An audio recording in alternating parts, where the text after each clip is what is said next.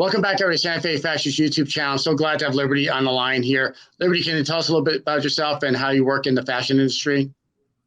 Absolutely, Steve. So I am Liberty Imhoff. I'm the founder and creative principal of Manic, which is a fashion media company that creates audio, written, and video content centered around our ethos of fashion being an art, discipline, and societal force for change. And right now, the year 2023, that takes a lot of different forms. So one of those being that we've got the Manic podcast, which we started in early 2022, and that's really taken off with listeners. So we're really happy with that.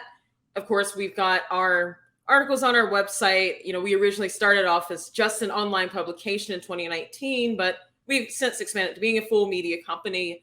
So yeah, we've got our podcast, we've got our articles.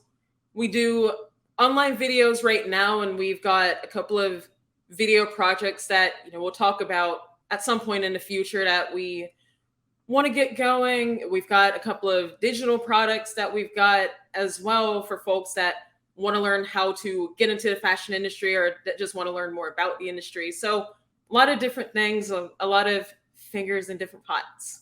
That's very cool. So where are you based out of? So we're based out of Philadelphia, and a lot of our work, though, is, in addition to being here, a lot of our work is actually in New York City and, some in like Washington, D.C. So I'd say we're based in Philly, but a lot of our work is East Coast. Okay, cool. And then how did you get into fashion? What's kind of like your background?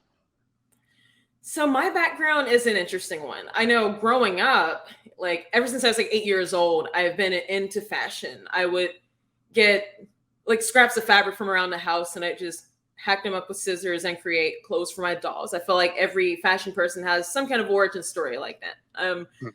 But as I got to, closer and closer to graduating high school and getting ready to choose, okay, where do I want to go to college after that? It never occurred to me to go to college for fashion, because I actually didn't know that fashion school existed. I mean, don't laugh at me, but I didn't know that was a thing. But I went to school for finance, and needless to say, I didn't so much enjoy it. I just thought that it would make me money. But something can't make you money if you don't really like it, at least in my personal opinion. So, once I'm done with school, I decided, you know what? I want to pivot back into fashion, since I had been being a part-time model on and off from the time that I was a teenager. And so I got a bit back into that, just local stuff when, being around Pittsburgh, like fashion shows and photo shoots and stuff. Nothing too big time, but just so that I could get my feet wet again. And I went from basically wanting to be a designer when I was 8 years old to wanting to be a model when I was a teen and in my early 20s to, you know what?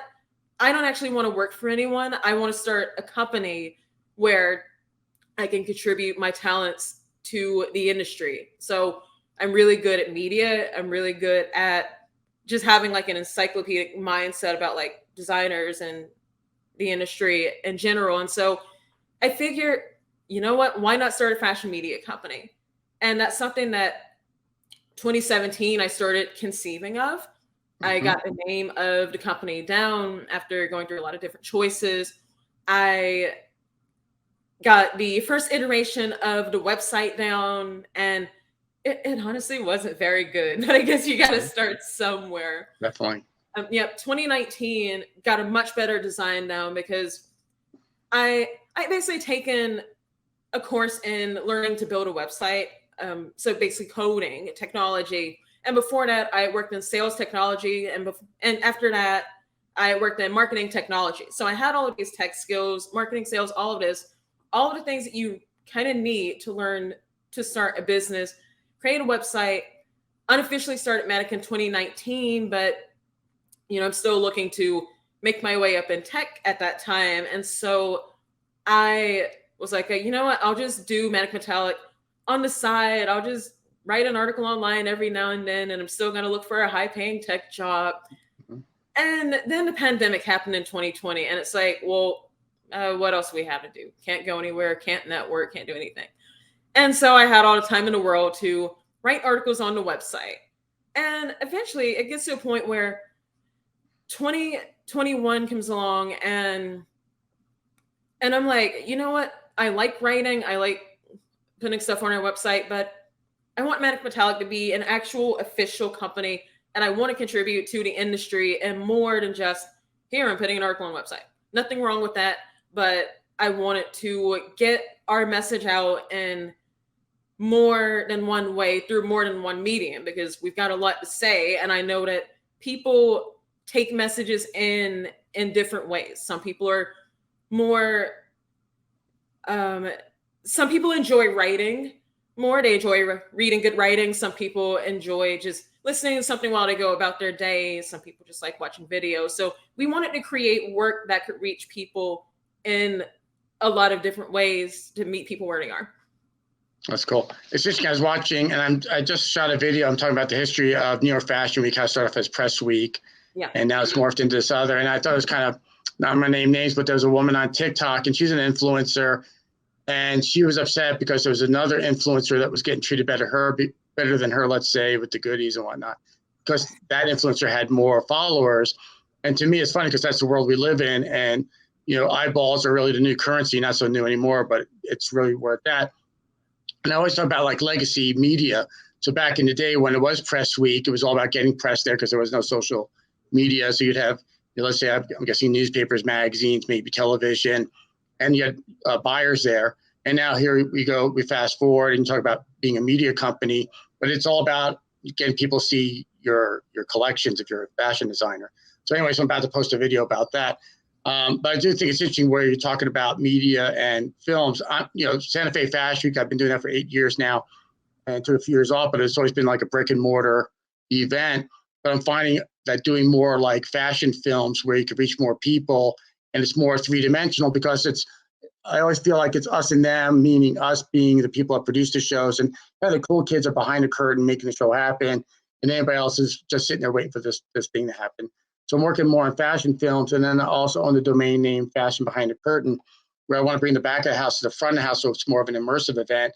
Again, I think runway shows are a little played out, and you're seeing some of the bigger designers where they're doing full-on like video productions, where again you could create this really cool stage, and you're not so concerned about an audience watching it. It just opens up a producer to a whole lot more that you can do. But back when the pandemic first started, there was this big thing in the fashion industry of, you know what, look at how we're able to just so quickly pivot and create fashion films to show off collections. And we all just started to look around at each other like, do we actually need to be subjecting ourselves to going to all of these different fashion weeks? Do we need to go to New York Fashion Week? And then do we need to go to London? Do we need to go to Paris? Do we need to go to Milan? That's a lot of travel. That's a lot of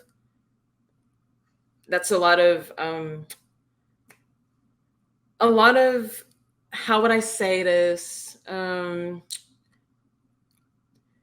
It's really bad for the environment.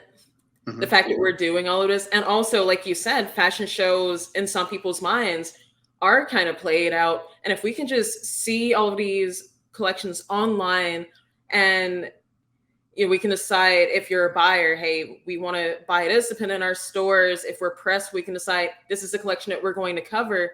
Then why would we do that? Especially when we're in an era where more and more people are online, more and more people are desiring to just watch things on video as opposed to, reading, and in some cases having to be in this place and that place and this. And it's always fashion week somewhere. We can't cover all of these things in person. And really, I think that fashion films are the perfect way to get the point out that you're trying to make to as many people as possible without everyone having to be there. Yeah, exactly. And I think it's interesting. I was talking to someone a while back, and you talk about MTV when it was MTV. And it was very interesting because you had musicians, and they wanted to make these music videos, and it was a time for like indie filmmakers that weren't like big film producers, for them to have a platform. So you got these musicians, you got these indie filmmakers making these really cool films. And he went on to talk about, with music videos, other than, let's say, Michael Jackson, which some of his videos were really longer than just the length of a song, if you will. Yeah. And again, with music videos, they're typically 2 or 3 minutes the length of a song. And fashion films, there really is you're really not boxed in, because it could be as simple as behind the scenes of a photo shoot. It could be a full-on documentary about a fashion designer and all the different components. I always compare it to like the Food Network. You're watching the Food Network and you're salivating and you're watching somebody else eat the food, but there's really nothing about fashion when it comes to like everything that goes into making that. I always talk about, like, you look through Vogue or something like that and you see this wonderful photo, but you don't really know the backstory and you don't know what went into making that photo. And that's why I kind of like this old fashioned behind the curtain, where people that aren't in our industry can see like what that looks like to bring it to life.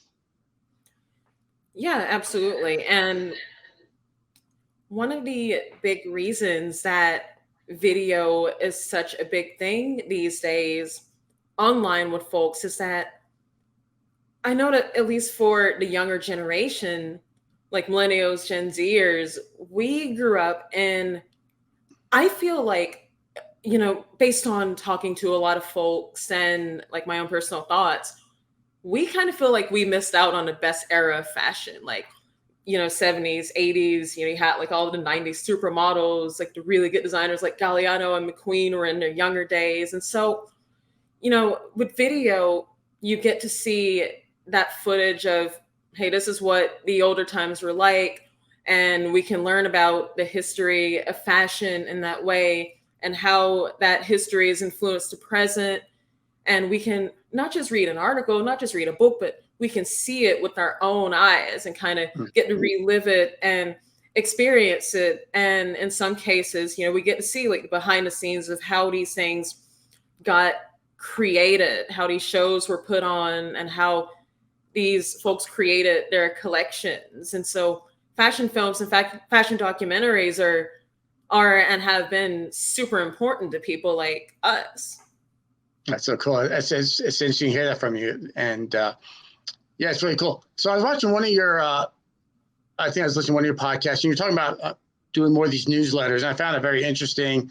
You talked a bit about how, and I don't totally agree with you. Like if Facebook disappeared, I know back in my day there was MySpace, and obviously that's no longer around. So who knows what could happen to Facebook or Instagram or TikTok and stuff like that. And we are very, I don't want to say controlled, but we depend on these platforms, if you will.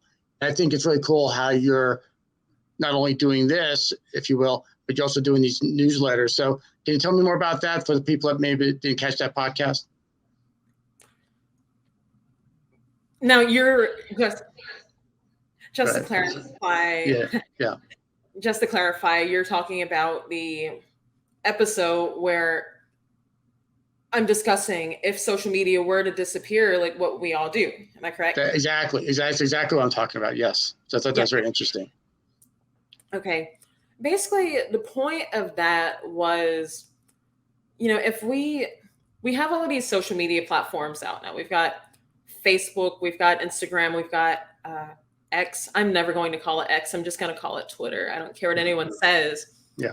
So we've got all of these platforms. And at the time that particular podcast episode was created, my thinking around it was, if all of these platforms are seemingly in trouble, then what would happen? Just a hypothetical. I don't know that these will all just disappear, but if they were to all disappear, I'm not entirely certain that a lot of media companies, a lot of fashion folks would be prepared for what to do and how to maintain their audience and influence without those platforms. Because I feel like the fashion industry is so focused on zeroing in on social media and building an audience and building influence. And, while there's nothing wrong with that, I mean, it's just smart business. That's the world that we live in. We have to have a backup in case there have been a few times where Instagram's just gone down for like the entire day or gone down for a few hours. And then it's like, well, what do you do? How do you run a business? And so I just believe that we need backups. And so for Manic Metallic, we had the Manic Metallic newsletter for a long while before that, before I had put out that podcast episode. But it was actually, yeah, I think it was basically the whole Twitter back and forth with Elon that inspired me. You know what? I really need to double down on sending this newsletter out regularly to our followers, to the people that have signed up for it every 2 weeks, like clockwork, except, there's been a couple of breaks every so often. Mhm. And I feel like what the newsletter does is it helps us to build a more intimate, a closer relationship with the people that are really interested in what we have to say. Like, a lot of the stuff that we put on social media is, we talk about the articles that we've written, the podcast episodes that we've put out, and we do have conversations with our audience, our community members back and forth. But at the same time, I feel like there's not as much room for nuance with social media. There's not as much room for just connecting more on a personal level. So with the newsletter, me as a company founder, like Liberty the company founder, gets to also be Liberty the person and just like kind of level with people, so to speak, about this is what I'm thinking about fashion. This is where I'm directing this company. This is a message that we've got to put out to folks. And in addition to that, we talk about things that are going on in fashion. Like, here are some creatives that you should be taking a look at. We've got the Fashion is an Art Spotlight. Every newsletter, we spotlight a creative in a different part of the industry, like a fashion photographer, a fashion designer, a fashion writer, et cetera, et cetera. And then, we'll talk about like what are cultural happenings right now, like what fashion books are being released, what fashion documentaries are coming out, what shows should you see. So things like that. And then we'll talk about news that's been going on in the sustainability sector of fashion, news that's been going on in the technology sector of fashion. And then, we'll have what we call a wild card, which is basically any neat resource that we found recently that's like, this is something that our followers would definitely be interested in reading and taking in, and it's going to bring them value. And that's really what the newsletter is about. It's about bringing our people value while building that closer, more intimate relationship with them. I think it's really interesting. I have friends that, my background is funny. You were talking earlier about finance. I was a stockbroker for a very long time. I worked for Merrill Lynch and Smith Barney. But I was talking to a friend that's in that industry, and he's started doing podcasts just before me, and he's doing these newsletters. And I was telling him a little about what you had talked about. I think what's interesting too is when you do the newsletters, for the most part, you have more control over who's going to get it, because again, Instagram, you don't always get the reach that you think you should, or TikTok is all over the map, or YouTube and stuff like that. But I think it's really, really cool about what you're doing. So how are you capturing people's emails? I guess, is it a call to action on your website, or can you tell us a little bit about that process? Wait, a bit about the process of how you're collecting. So you're collecting people's emails, whatever. How are you growing your email list, I guess, for your newsletter? Yes. So what we're doing is, it's a multi-pronged approach. So, you go to our website, manicmetallic.com, which you should definitely all do. Definitely. You go to our website, and, about like 5 or so seconds in, there's a pop-up. And if folks want to subscribe to the newsletter, they can do that. You can just click off of it just as easily. You scroll to the bottom of any article, if you make it that far, you get another prompting to subscribe to the newsletter, because it's like, if you've made it that far, then hey, why not subscribe? In the bio of both our TikTok account and our Instagram account, we've got a link for folks to subscribe to the newsletter. On our Pinterest, we've got posts there, like pins for folks to subscribe to the newsletter as well. So there are all of these different ways. And then, of course, on LinkedIn, every so often we'll put it out to folks, hey, subscribe. We go to events, and, we meet folks and recommend to them to subscribe. So it's a mixture of posting on all of our social platforms, putting it in our actual newsletter to folks that, hey, if you know someone else that would really enjoy this, then maybe pass this along to them, and just going old-fashioned, meeting people in person. So That's brilliant. I really love it. So I think this would be a good place to wrap things up. I know you have a busy afternoon ahead of yourself, and you said you would have me back on your podcast. I'm looking forward to, we'll make that happen. So yes, absolutely. Sounds great. And so you mentioned, so we can find you mentioned your website. Any place else You have the same handle for your Instagram and TikTok as far as the name of your website?